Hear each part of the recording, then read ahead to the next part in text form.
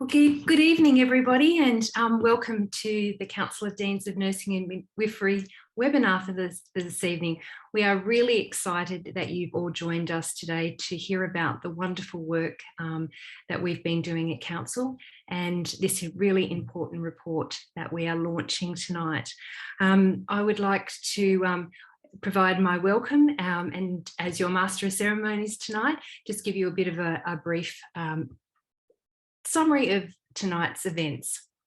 So I'd first like to start with the acknowledgement of country, and I'd certainly acknowledge that we're all meeting from a variety of different lands tonight, but I'd like to present to you tonight the University of Wollongong's acknowledgement. So we acknowledge that country for Aboriginal people is an interconnected set of ancient and sophisticated relationships.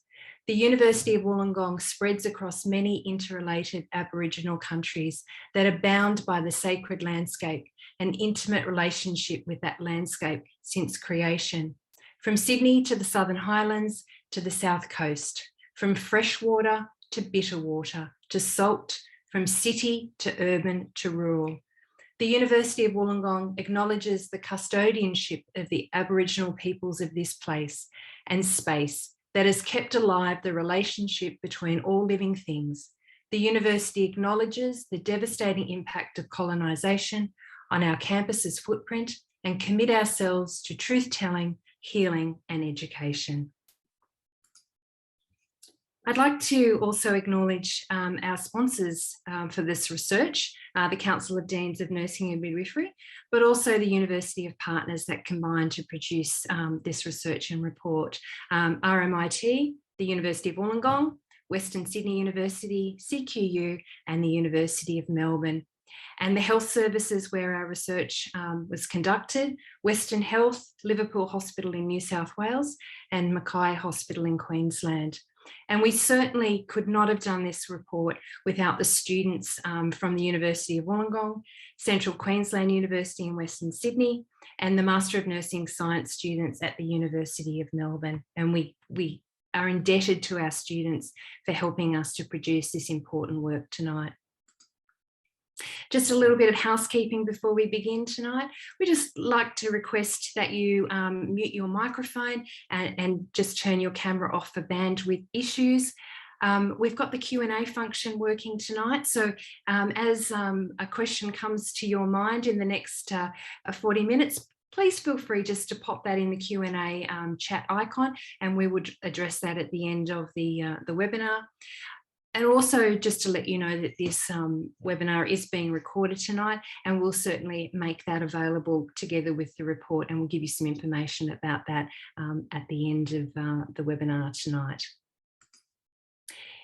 We've got a number of speakers presenting to you tonight. We have, I'll introduce them as we come, but we're hoping that the bulk of the webinar tonight will be really on the reporting of the findings and the recommendations from this report. So we've also got some students who are here to tell us a little bit about how they find clinical placement, and we've also got a representative from one of our important partners. So with all respect, we might move on to our first speaker today, and it is a great pleasure for me to introduce one of the University of Wollongong's best and brightest students, Caitlyn Moore, who has just graduated from the Bachelor of Nursing and is soon to take up her graduate program at the Wollongong Hospital. Hello, Caitlyn. Caitlyn is here tonight to speak to us about the students' experience on placement. All right, apologies everyone for a bit of a wait, and thank you Tracey for handing over to me today. So as Tracey mentioned, I am here to speak about the student experience. So to start off with, my name is Caitlyn Moore. I am a graduate as of next month in the Bachelor of Nursing at the University of Wollongong. For myself and many other nursing students, clinical placement has been an integral component of a nursing degree, which allows you to apply your skills and knowledge in a clinical environment. As a requirement of APRA registration as a registered nurse, the clinical placements embedded throughout my degree have gone beyond ticking a box for registration and have been invaluable learning experience, which has integrated reflection into practice. My experience throughout my degree has involved a variety of placements and has been absolutely exceptional. I've been very lucky to have experienced a variety of placements, including aged care, health clinics in Cambodia, a rural hospital at Milton Ulladulla, intensive care units, community drug and alcohol, and cardiothoracic ward, and a medical assessment unit. Through having the opportunity to engage in these diverse settings, my knowledge, confidence, and awareness pertaining to nursing practice has broadened immensely. Through my clinical placements in Cambodia and community drug and alcohol, I have an enhanced awareness of how the role of cultural and socioeconomic diversity plays an important part in the delivery of healthcare, and the importance of adapting one's approach to nursing practice. The placements I had undertaken in a rural hospital and aged care reinforced the importance of communication, collaboration, and respect as vital skills to improve the quality of care delivered to each person. My experiences in cardiothoracics and a medical assessment unit enabled me to practice crucial skills under supervision within the scope of a registered nurse on my clinical placement. These skills included anything from practicing wound dressings, intravenous fluid administration, and intramuscular injections, to understanding and being involved in a ward routine, providing an ISBA handover, and implementing clinical decision-making, especially when patients' observations met clinical review and rapid response criteria, which required an extra level of care, and to know that you have to triage that and go to your superiors. This was further built on with my critical care experience in my placement in ICU, and understanding the different policies and procedures within the critical care environments, and how person-centered care can be delivered even when unable to communicate with someone who has been sedated. Alongside growth in confidence and competency in demonstrating my clinical nursing skills, the importance of reflection in practice has been highlighted alongside my clinical placements. As an important aspect of nursing practice, the integration of reflection in my clinical placements has been an incredible tool to improve my ability to provide person-centered care and reflective practice which is now an approach to nursing, which I'll apply in my role as a future registered nurse. Overall, without the integration of clinical placement within the Bachelor of Nursing, I would not be graduating with the confidence and comprehensive understanding that I now possess. Through the supportive role of clinical facilitation, the role of debriefing, supervision with a buddy registered nurse, and the incidental opportunity to meet other nursing students, the clinical placements within my degree have facilitated my personal growth and professional growth as a future registered nurse. Thank you. Thank you very much, Caitlyn, for that articulate and wonderful description of your clinical placement. I should also mention that Caitlyn is one of our emerging nurse leaders, and we as a profession are incredibly proud of her achievements to date, and we'll be keeping an eagle eye on her developments as she progresses through her first year and onwards. So thank you, Caitlyn, for coming tonight, and thank you for those wonderful words. I'd now like to introduce Professor Karen Strickland, who is the Chair of the Council of Deans of Nursing and Midwifery and the Executive Dean at Edith Cowan University. Welcome, Karen, who will give us a little bit more information about our project tonight. Thank you, Tracey. It's my pleasure to be here from Weir-Phyland lands in Western Australia. This project was part of the Council of Deans' strategic objectives set out in the late 2018. They set out a strategic plan which was inspired and led by the former chair, Professor Tracey Moroney. And a key strategic priority by Council was to strengthen nursing leaders' connection and engagement with students, with the objective to leverage the benefits and burdens of clinical placements to the wider community. With this in mind, it was decided to commission a study that investigated nursing clinical placements, that clearly articulated the multi-directional benefits to student learning, health services and direct patient care. Alongside this work, the Council has been undertaking a number of other projects, including a major body of work to monitor the quality of clinical placements, as well as a costing exercise. Today, though, we are here to learn about the value proposition of clinical placements. So without further ado, I will hand over to Professor Marie Gerdtz, who will present the study findings and discuss the recommendations. Thank you. Thanks, Karen and Tracey. It's a pleasure to be here. I'm presenting from the land of the Wurundjeri people of the Kulin Nation, and I pay respects to our Indigenous elders, past, present and emerging, and also any Aboriginal and Torres Strait Islander nurses in our audience tonight. Now, onto the study we're really excited to share the results of tonight. And it's all about workplace learning, and we know that workplace learning is an essential component of entry to practice programs leading to registration in many of the health professions, but in nursing this occurs via what we call professional placement experiences, in which students gradually expand their scope of practice in preparation to meet the requirements for registration. Now, currently in Australia, we'll just go back to that slide, Tracey, for a minute.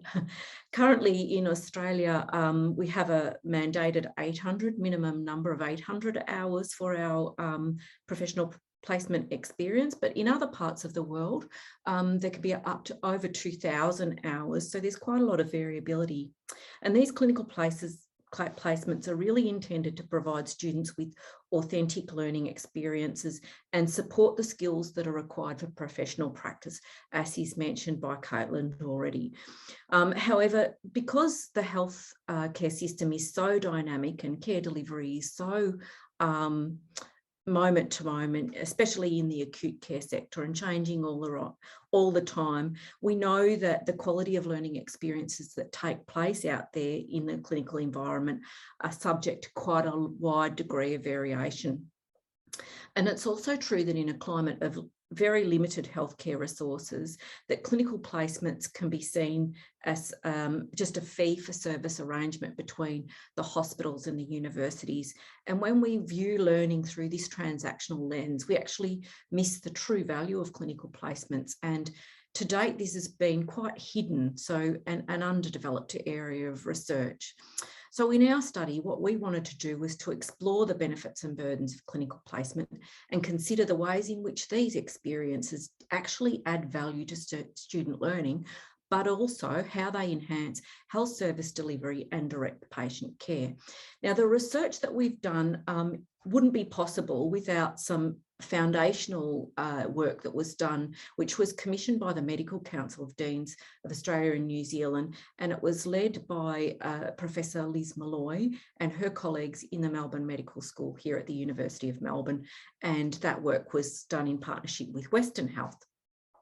So I'd like to sincerely thank Liz Malloy and Professor Robin Woodward-Cron for their collaboration from the Melbourne Medical School.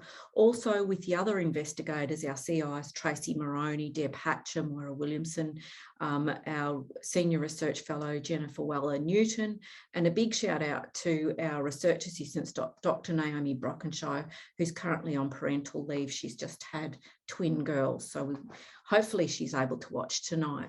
So the aim of this study, as I mentioned before, was to explore the benefits and burdens of clinical placements and really document the ways in which they contribute to student learning in the first instance, but also to health service delivery and patient care. So really examining this, what we call this multi-directional relationship. And the setting that we chose was a setting of convenience, really. So it included the 4 Australian universities that are taking part in this study. And alongside that, 4 health services that provide clinical placements.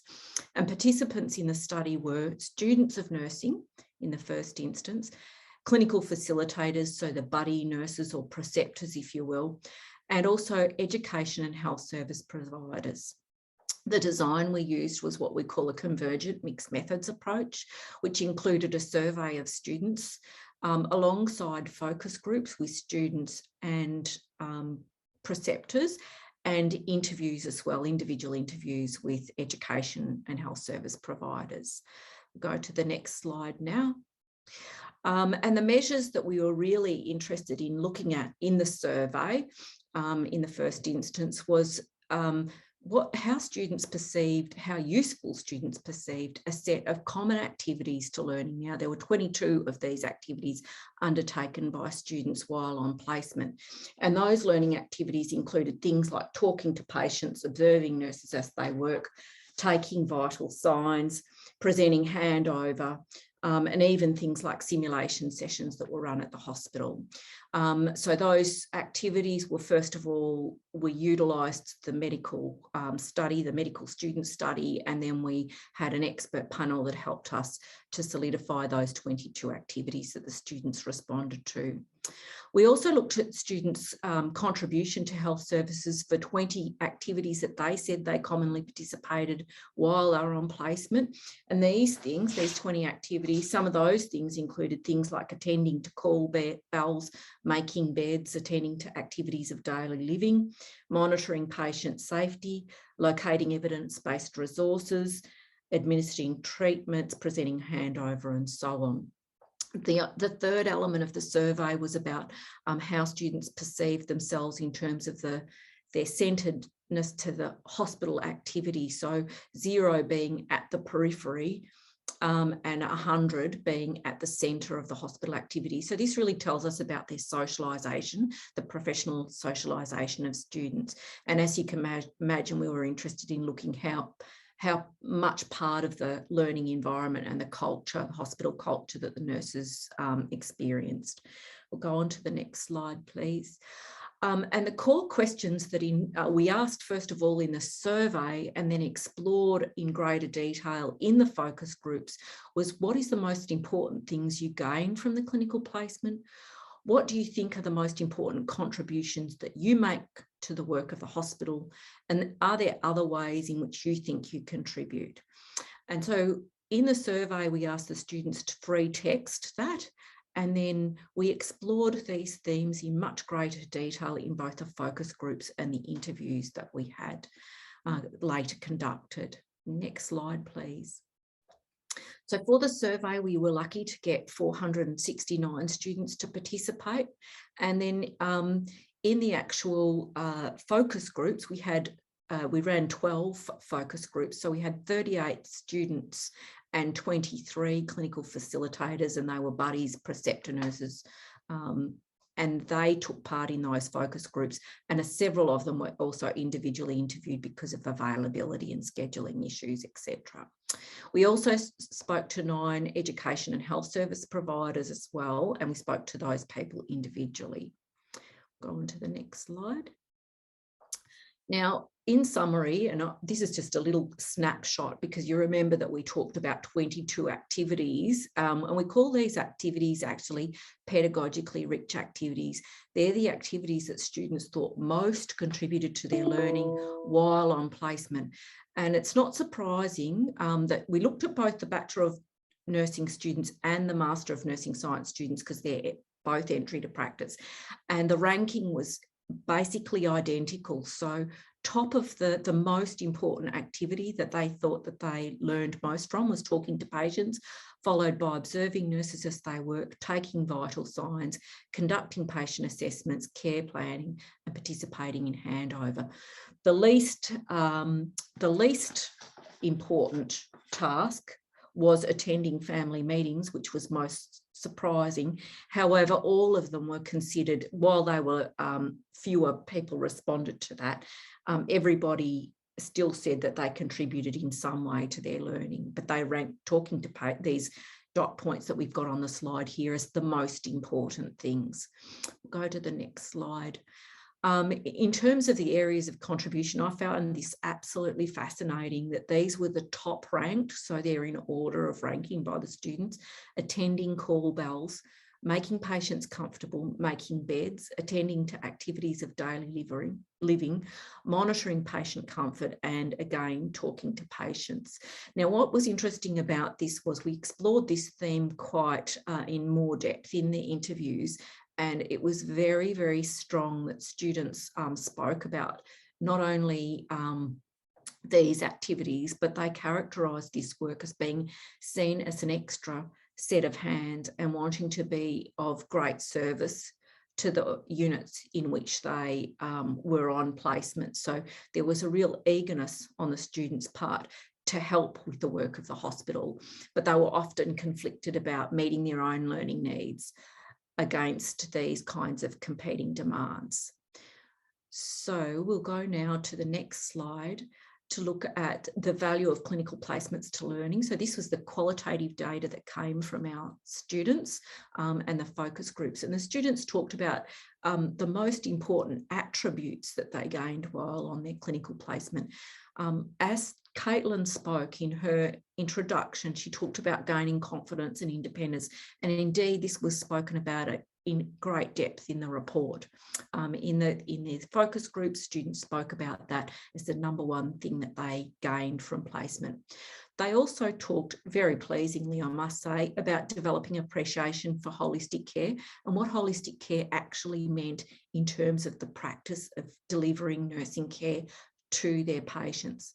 In terms of skills, and these are the top skills, the most frequently commented on, and the themes that came most strongly through the qualitative analysis was the communication with patients, communication with families, communication as part of healthcare teams. In fact, there could be indeed a whole paper written about the learning of professional communication for nurses from the qualitative data that we've got.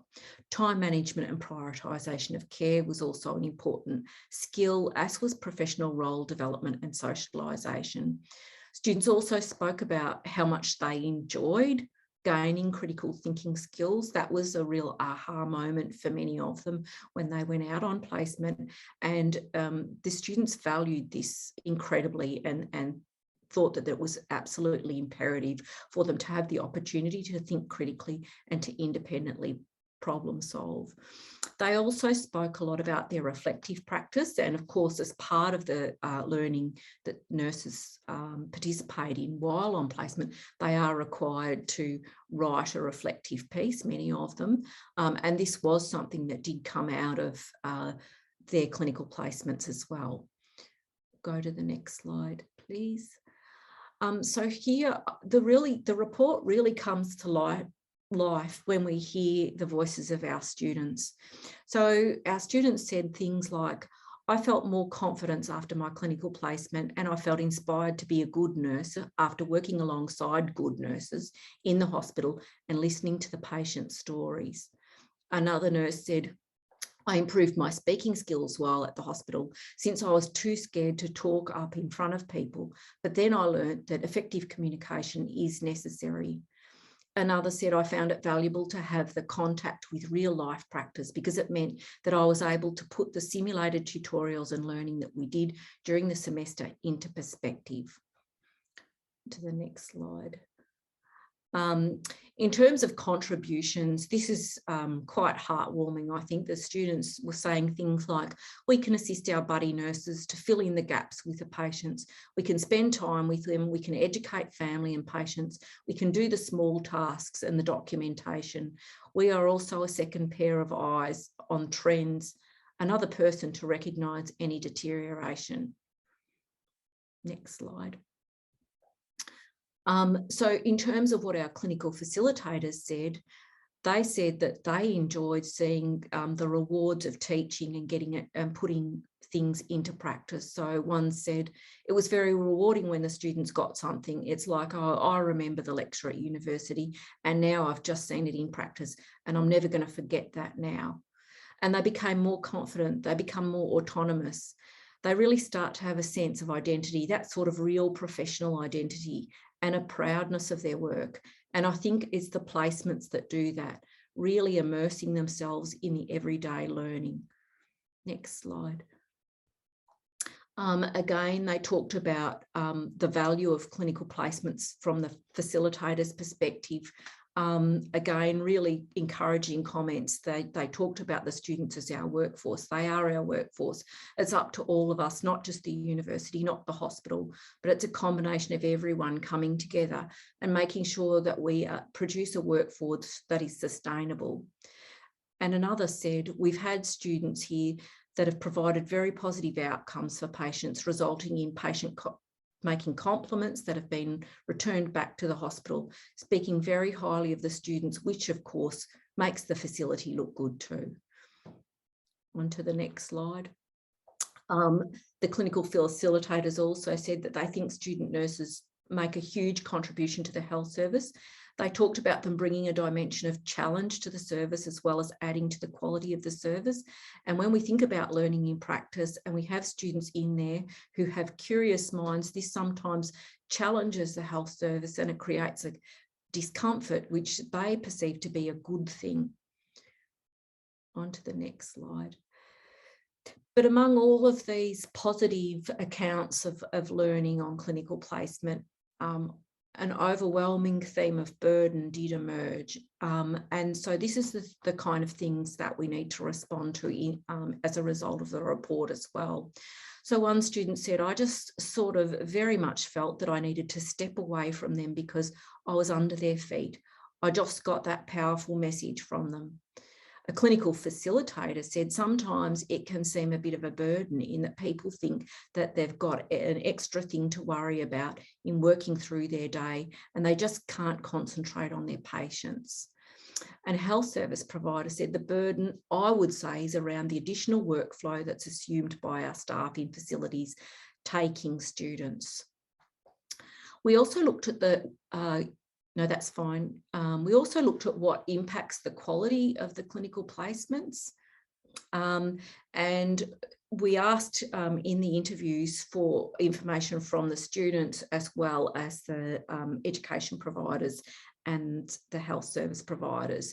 And these were the main themes that came up. And it's not surprising really that the level of support from the health service and the university was tantamount. Organisation and management of placements was seen to be very important. Clinical facilitator and staff capacity and capability to have students on placement. Student knowledge, preparedness and scope of practice was also a key issue. Students' attitude, confidence and preparedness for placement, as well as the people and culture within the health services. So that was highly variable and there were many accounts where there was a really positive learning culture for the students, as well as suboptimal workplace environments where students encountered difficulties. But I have to say these were still minor. There were many, many positive accounts of learning on clinical placement, and that was the overarching message. Students did feel that it was worthwhile, that they knew that they were valued. They wanted to be valued as both learners in a new setting, learning new things and applying their knowledge, their theoretical knowledge to practice. But they also wanted to be acknowledged as contributors. And that's something that I think that balance hasn't been brought out in previous research. We'll go on to the next slide now, please, Tracey. And the recommendations, obviously I've only presented a very tiny snapshot of this, and we have a summary and full report that'll be made available to you. But the core recommendations that have come from this, we've put to some action now. So looking at industry partnerships, so university and health service partnerships need to focus on the tertiary and health system capacities side by side to accommodate growth and support student learning in order to meet future workforce needs. We also look at the workforce capacity to supervise students. So what many clinical facilitators talked about was that their lack of preparedness for being able to teach or not being able to teach on the run. So strategies are required to prepare buddies and preceptors to effectively supervise students on clinical placement. And this is quite urgently required to improve the quality of work integrated learning in nursing. And then the next slide, please. This is the recommendation that I think requires probably the most work of all, is that we require a clearly articulated work integrated learning curriculum. While we have frameworks and competency tools, we don't want to just be simply looking at a check the box list that students take out on placements. We need to have a core work integrated learning curriculum that is clearly articulated for students and actually for placement providers, that focuses on expanding scope of practice, that facilitates access to an agreed set of predetermined pedagogically rich activities, that prioritises and values the role of students as learners, and that identifies appropriate areas for contribution to health services and direct patient care, and includes career development learning along the way. And to the next slide. So preparation for practice also is urgently needed, and students need to be orientated and prepared for placement, and this needs to commence prior to their first placement experience. And this is the onus of this is on education providers to manage student expectations of placement prior to commencement and inform them of the type and experience level of support, type of facilitation, because they have different models of facilitation for clinical placements, and also what the expected learning outcomes are and assessment tasks. And education providers need to ensure students review their scope of practice for each professional experience placement as well. Next. Additionally, in terms of preparation for practice, that it needs to also extend to health services. So we've talked about what universities need to do. With health services, we need to know how many and which students are allocated to the practice environment, and it is essential that the ward or unit or facility understand their scope of practice and the types of learning opportunities. Those pedagogically rich activities that we were talking about are needed, and the level of supervision that's required of the students. Students do need regular contact with a primary preceptor or buddy while on placement, and this is seen to be very beneficial to student learning. In fact, there were many accounts in our study where buddy preceptors had influenced the success of the placement, and there is equally some accounts where people who are poorly trained or unprepared for students weren't able to help students learn in the way that we would have liked. So on to the next slide. The next one is about practice immersion. So this was quite controversial when we presented this at the Council of Deans. Longer block clinical placements are associated with the increased immersion in practice, and these are seen to be really important to students' knowledge and skill development. Really short placements, like short placements of makeup days, 1 week, you know, the students only get orientated and then they've left, and these weren't really seen to be productive. Whereas with the longer placement block, students can really be immersed in learning and they gain the most out of it then. And then the final one, which relates to another body of work that is being done by a council, is around indicators and benchmarks for clinical placements in nursing, that these need to be developed and systematically implemented to monitor and quality assure student learning occurs in a safe and supportive environment. And this, again, each one of these recommendations could be an additional body of work. So we'll move on now to introduce the next speaker. It's Janet Weir-Phyland. Janet is the Acting Chief Nurse and Midwifery Officer for Safer Care Victoria, and Janet's going to talk about the contribution of nursing students during the COVID-19 pandemic. Welcome, Janet, and thanks. Thanks, Marie. Thank you for that very interesting presentation, and congratulations on the launch of this research project. It's very, very timely. Before I start, I just wanted to recognize and acknowledge the Boonwurrung clan and the Kulin Nation, where I'm joining you from today, and also pay my respects to elders past, present, and emerging. And I'm coming from Victoria, from Melbourne, and I take your words very very much to heart, because I think never has workplace learning been more challenging for our students as it has been in the last 20 months. As we all know, the pandemic continues to test our health system worldwide. And while health services are preparing their workforces and have had to prepare workforces over the last 20 months to respond to the influx of COVID patients, they've also had to prepare for the acute non-COVID related presentations. And so as our students and our universities have been trying to work with health services, you know, we've been changing rapidly. And I think it's been a very challenging time. We've done many things, including deploying strategies to reduce COVID cases. As you will all know, there's been more projects that look at how we care for COVID patients and non-COVID patients and SCOVID patients in community settings, and that will only grow into the future, I can imagine.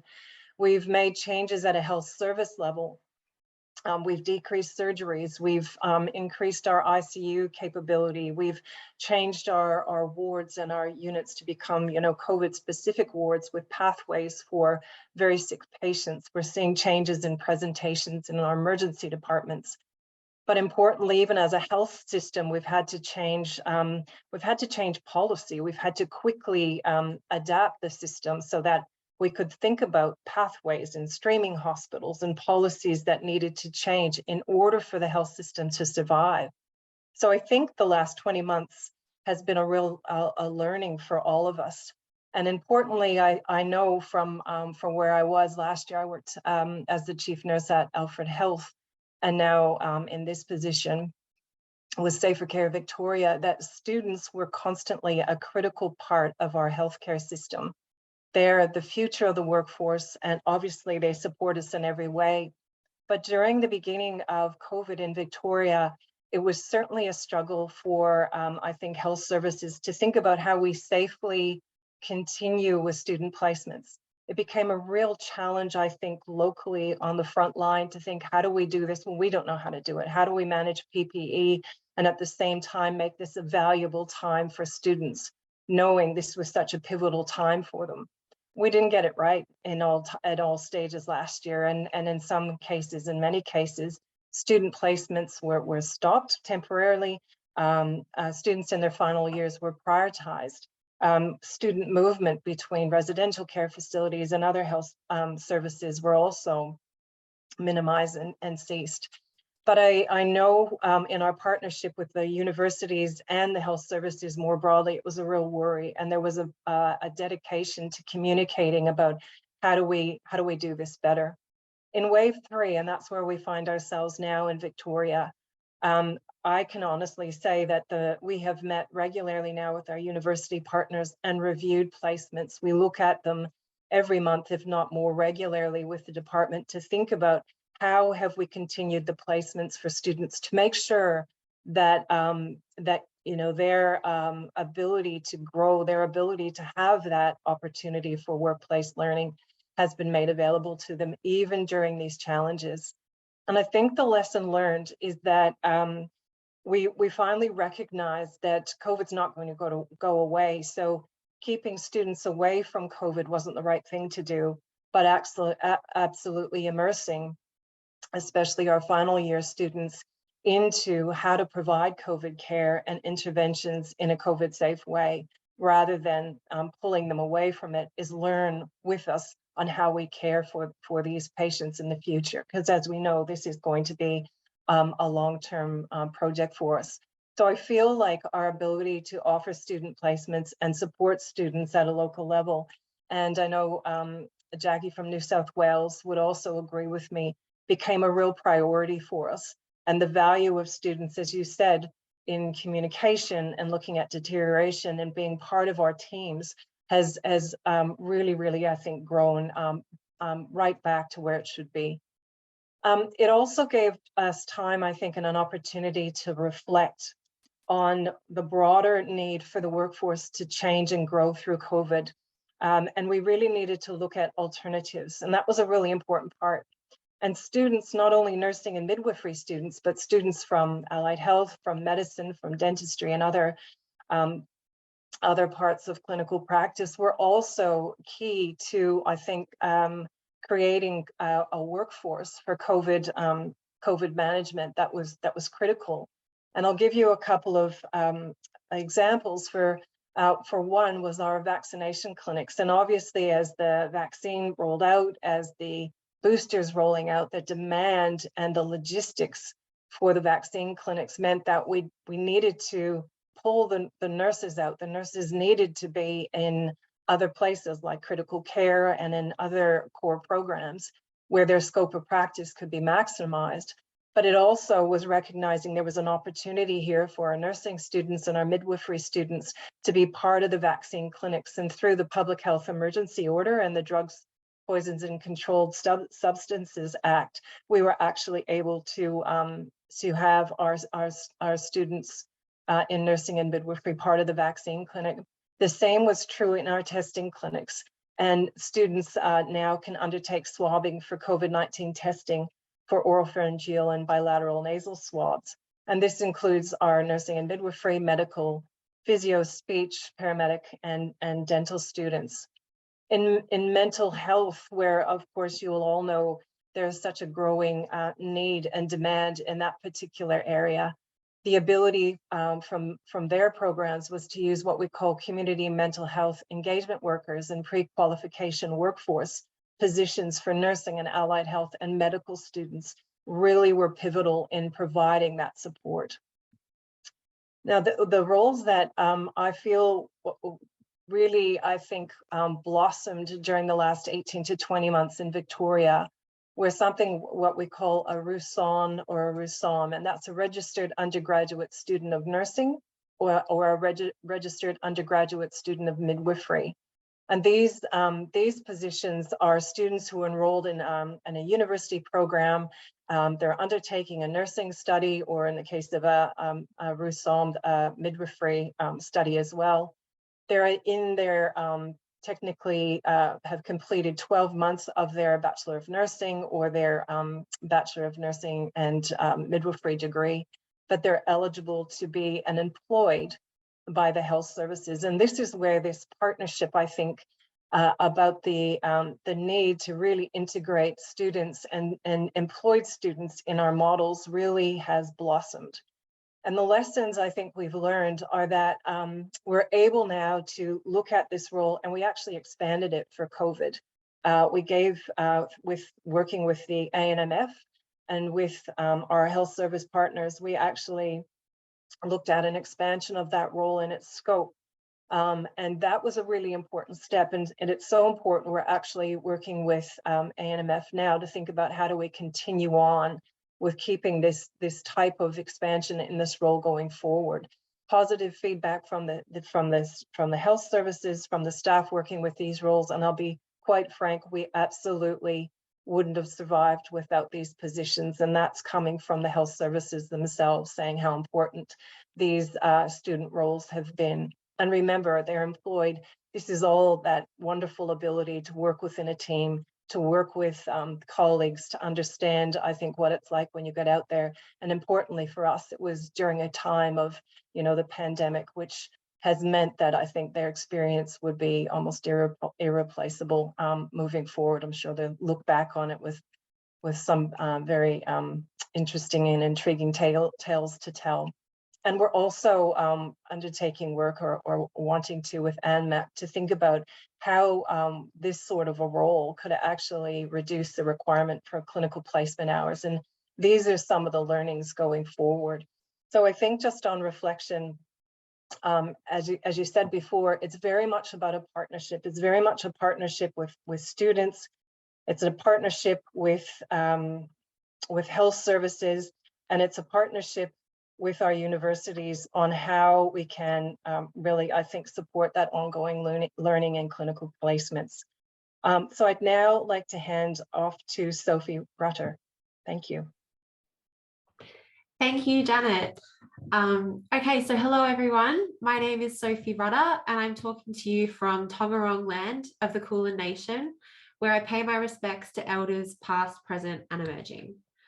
I'm studying the Master of Nursing Science at University of Melbourne, which is an entry to practice course, heading into my final year in 2022. I'm also the president of the Melbourne University Nursing Student Society, and have come into nursing from a career in oncology clinical trials and having worked around hospitals in different admin roles for about 4 years. So far in my degree, I have completed 2 clinical placements, and to talk about their value seems almost an impossible task. I have learnt things on placement that it would not be possible to teach in a classroom and will remember for the entirety of my career. So I think we all know that placement is putting theory into practice, but it's personalizing theory so that when you are revising that chapter or revising that skill, you are picturing a patient you know and the situation they were in to require your care.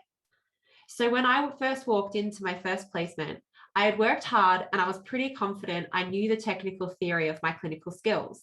You know exactly why each step is needed, exactly why you're doing it, what the expected outcomes are, and what disease processes are happening in your patient, what equipment you need and why. But it's when you're in the room with an actual living, breathing patient and they're telling you about their son's new job, you have a buddy nurse who's trying to help you, and all of a sudden you realize you seem to need about 7 hands and you only have 2. We may unfortunately forget that paragraph in a textbook, but we won't forget performing that clinical skill on that patient. We remember what they looked like, their voice, what their situation was, what the doctor had changed on their chart that morning. We're not going to forget those details, and drawing on those experiences, building our learning for them, is really what nurses do for the rest of their career. From my latest placement, one of these times was flashing a cannula before administering an IV infusion. I'd practiced in the labs. I knew what equipment I needed. I had my saline flush ready to go. And then when flushing, I immediately saw the tissue around the cannula swell and the dressing became wet. The cannula had clearly tissued and was not patent to administer the IV antibiotics ordered. Now, this is a fundamental skill for nurses. This isn't a very exciting story or a complex procedure, but going from pushing flushes into a mannequin at uni, where the cannula is patent for learning purposes, to a patient who had very delicate veins, was apparently so hard to cannulate, is where you see firsthand the value of each step of any procedure you perform on a patient, and it's often the basics that matter. My mind had largely been focused on the IV infusion I'd just mixed up, going over how I'd primed the line, but then I had to reorganize my time for that shift as the patient needed recannulating, and therefore my priorities for this patient had just changed. For me, placement was a crucial time to fully appreciate the responsibilities of a nurse. These patients are under our direct care. It was vital to see the 10 rights of medications used, the 5 moments of hand hygiene, aseptic non-touch technique, these foundations of safe practice. To appreciate why they exist and why they need to be used every time to ensure the safety of all patients and staff. Seeing how quickly situations can change, experiencing emergency situations, code blues where I saw the team immediately jump into action, everyone knowing their role and the patient receiving life-saving care through an efficient chain of process. Seeing this before you are the nurse needing to provide immediate and top quality care to save someone's life is integral to being ready for that moment when you are. So placement clearly improves the consolidation of theory and skills in nurses before we enter the professional workforce.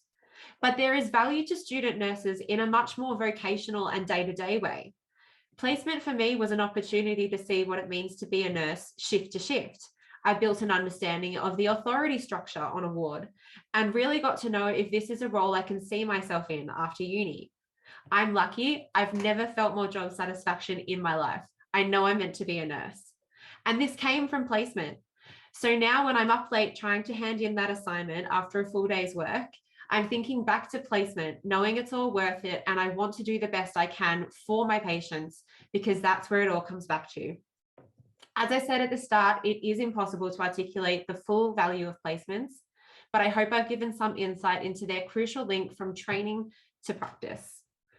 Okay, so now I think it's time to go to the audience Q&A session moderated by Professor Tracey Moroney.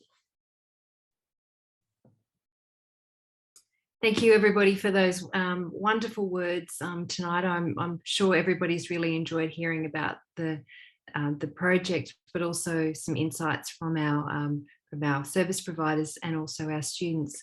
So now we've got some questions coming through on the Q&A. Please feel free just to pop your questions in there. I'm going to ask any of the panelists to answer these, and I'll just read them out, and we might just verbally answer those. So the first question comes from Stephen tonight, and he's asked, what strategies revealed about how universities could improve support for students and preceptors, staff in clinical placement? Marie, what do you think? Well, Stephen, that's a good question. And I think that this whole idea about the pedagogical rich activities and the ranking activities that the students undertook in the study was useful.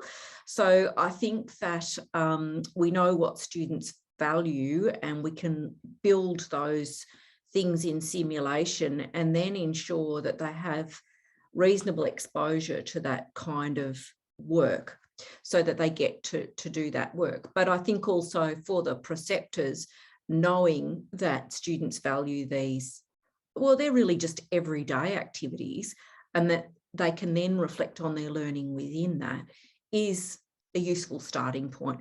Of course, it's not everything. I think we need to build the work integrated learning curriculum around that. Yeah, I couldn't agree more. And one of the things that's really important inside the pedagogical rich activity is the opportunity to discuss things with the preceptor. And it's through those discussions that the learning actually occurs. So, you know, we need to be able to help our preceptors have that relationship with students where they can actually openly discuss, where the knowledge and the nuances are elucidated through those discussions. So I think it's really important about how we prepare those that we send out, our facilitators, but also staff who are in wards and units, about how we can help them to support students better. And I think that comes on to our next question. Thank you, Rachel, is around how do we grow preceptor and supervision capacity? And does this additional capacity need to be built into health services and in universities, or both? And what policy approaches would be best, you know, supported to this? Marie, what do you think about how we might help precept and supervision capacity? Well, look, I think it definitely needs to be a partnership with, you know, supported by the policymakers as well as the health services. And we know that clinical nurses are hard pressed to do extra work during the COVID-19 pandemic in particular. But I think it is important to think about what scalable model of education that we build in to standardise preceptorship, you know, as a model, if that's possible. Resources are required to do that well. And I think in some countries, in other countries around the world, and I'm thinking of the UK, and perhaps Karen could talk to this, but there are models existing elsewhere in the world that have successfully done that. And I'd say that it needs to be some kind of standardised program, perhaps with some online learning and CPD attached to it. Karen, did you want to comment on what's going on in the UK? Yeah, thanks. Happy to do that, Marie. Yeah, the UK has quite a different model in that being a mentor or a preceptor for undergraduate students is actually part of the RN's work. So, you know, as an RN, that would be expected to be part of your workload. But also the NMC, which is like the NMBA here, they introduced what's called sign-off mentors a few years ago, and these are mentors that are towards the end stage of the student's education that sign the student off as, you know, competent in terms of their clinical performance to join the register. That is, you know, in complement to their academic profile as well.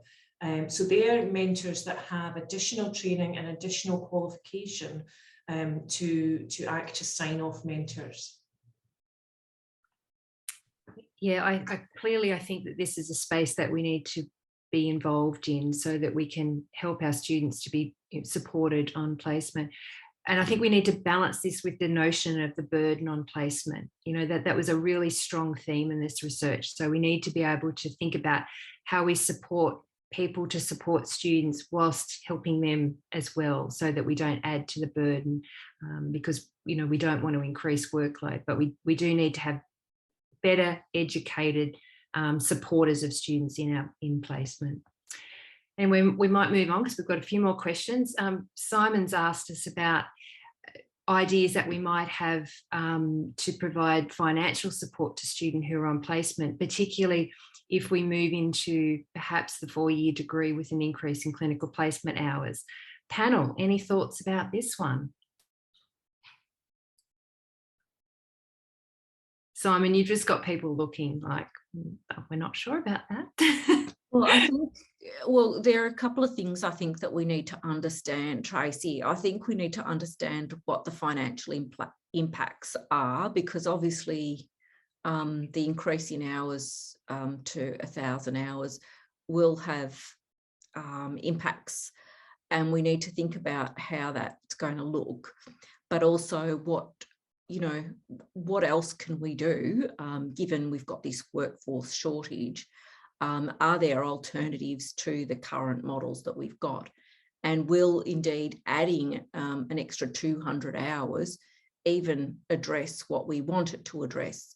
I'm not so sure that there's this arbitrary increase from 800 to 1,000 is necessarily going to yield, in inverted commas, a more competent or work-ready workforce. I don't think that evidence exists to establish that. I think we need to have the evidence around the costing, and we need to have the evidence around what the actual empirical numbers mean, because I'm not convinced 800 to 1,000 is going to make a difference. Yes, can I just add? I think reflecting on my experience from the UK and here, in the UK, as you know, it's 2,300 hours clinical placement. And we have very similar conversations about where students are at the end of their 3-year degree. So I'm not convinced a move to 1,000 hours from 800 is going to make a significant difference. I think it's the quality of the placements, and that's where one of our other streams of research with Council of Deans might be able to help. But with regard to financial support, any increase in placements is going to have a big financial impact on the cost of delivering nursing programmes in Australia because of the payment model for clinical placement. So that needs to be taken into consideration, but also the burden of students, getting to placement and things as well. And that's where, certainly in Scotland, the students receive a non-means tested bursary, which comes from government as well. So there are massive implications from increasing the placement hours, even from 800 to 1,000. And without, as Marie points out, without a strong evidence base, we really do have to question the value of that. And especially as we start to consider the role of transition to workforce, I think that, with the recommendations in educating the future of nursing, I think that this will actually bring out some of those more nuanced components of how we can help our new graduates with role socialisation and acclimatisation to the profession. And I think that there's some exciting developments that we can start to work through there. I think we're right on 7 o'clock, but I might just allow one more question. Is really one participant's asked what our thoughts about the online placement are, or can simulation hours be used instead of an on-site placement? I think that online learning can support that, but it's not the same. So we heard from our students, I think that there's a role in, certainly online education has a role, but it's not in those nuanced areas of role, socialisation and communication, which emerged from our report as being really key to what clinical placement's all about. Sophie, did you want to add in something quickly about what you think about an online placement? I can't say I've really heard of them, but even just talking about simulation versus placement, just really what Marie said, I think that there's a real role for it. It definitely needs to be there to support the learning that happens on placement, but I mean, there's just no comparison to that real life situation learning.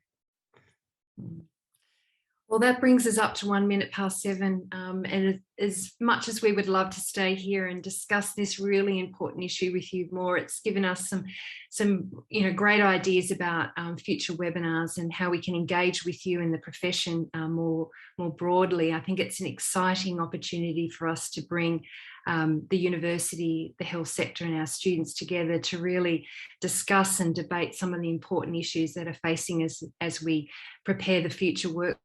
And I'd like to thank you so much for your participation tonight, and thank all of our presenters who gave up their time to come and speak from the heart tonight. Thank you so much, Caitlyn and Sophie, and to Janet and to Karen and Marie.